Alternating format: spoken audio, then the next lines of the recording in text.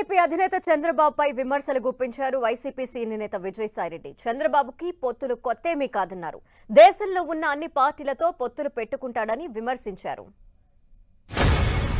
ప్రాంతాలకు సంబంధం లేకుండా అధికారమే పరమావధిగా చంద్రబాబు నాయుడు గారు తనదైన సహజ రీతిలో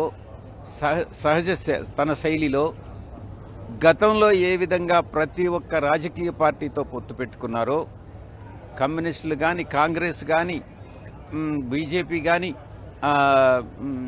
అన్ని పార్టీలతో, బీఆర్ఎస్తో కానీ ప్రతి పార్టీతో పొత్తు పెట్టుకున్నటువంటి నైతిక విలువలు లేనటువంటి నాయకుడు చంద్రబాబు నాయుడు.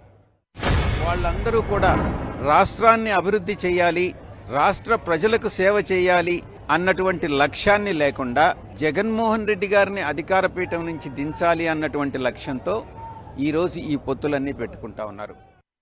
ఈయన ఎన్డీఏలో పార్ట్నర్గా ఉన్నాడు. ఏమి సాధించాడు చంద్రబాబు నాయుడు?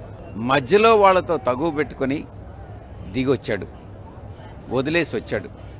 తనకు అవసరమైతే ఎవరితోనైనా అధికారం కోసం ఎవరితోనైనా పొత్తు పెట్టుకునేదానికి చంద్రబాబు నాయుడు వెనుకాడడు.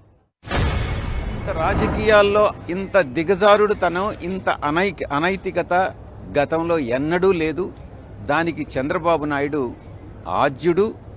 ఆయన ఈ స్థాయికి రాజకీయాలను దిగజార్చాడు.